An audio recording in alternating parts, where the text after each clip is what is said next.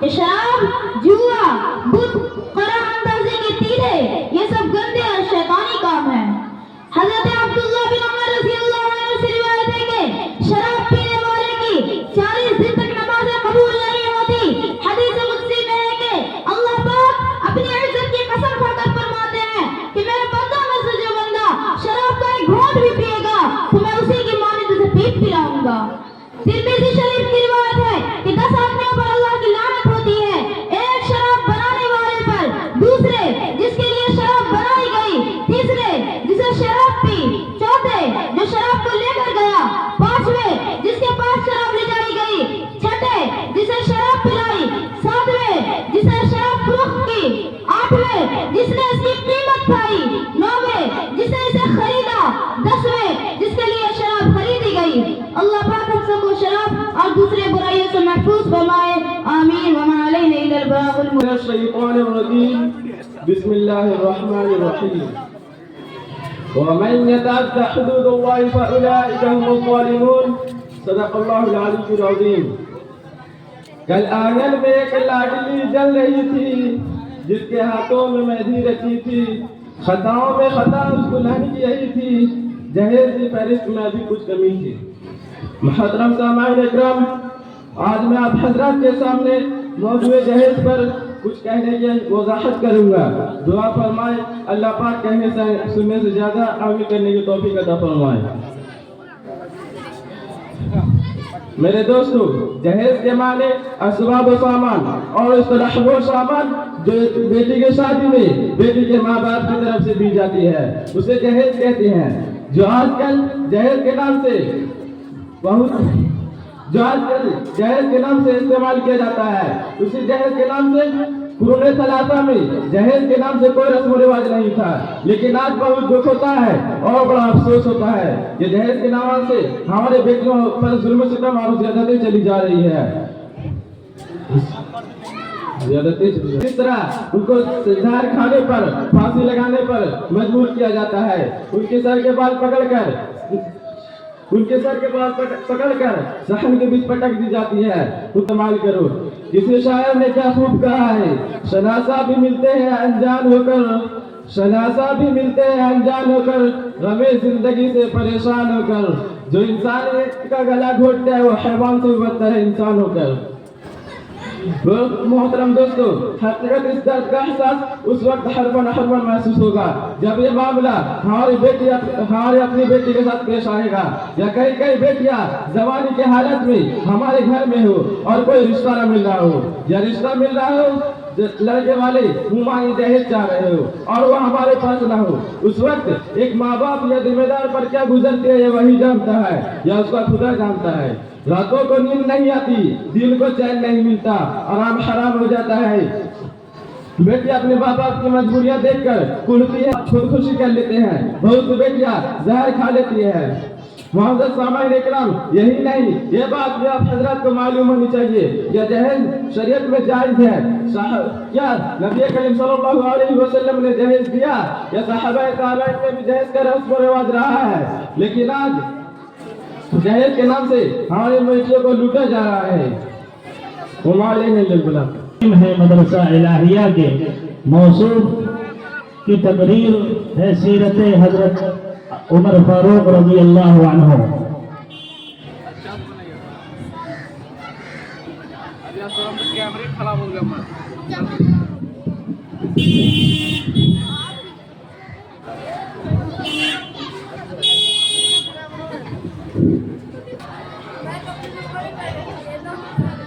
نحمده ونصلي على رسوله الكريم، أما بعد، أعوذ بالله من الشيطان الرجيم، بسم الله الرحمن الرحيم۔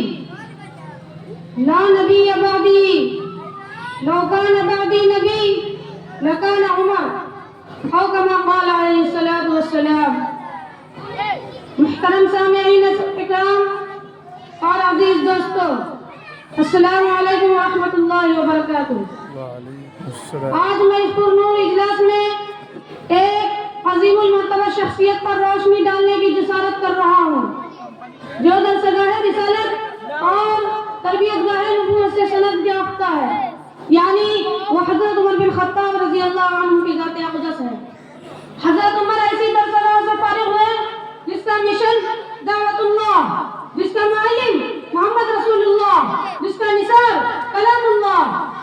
यह वो मदरसा है जो इल्मी सरगर्मियों का मरकज है, जो तंजीम तबलीग का मरकज है, जो इबादत तरबियत का मरकज है, जो सिपह सालार सुलहजूई का मरकज है, जो सल्तनत और फकीरी का मरकज है। ऐसे अजीम शान दरगाह से हज़रत उमर बिन खत्ताब फैज़ान हुए।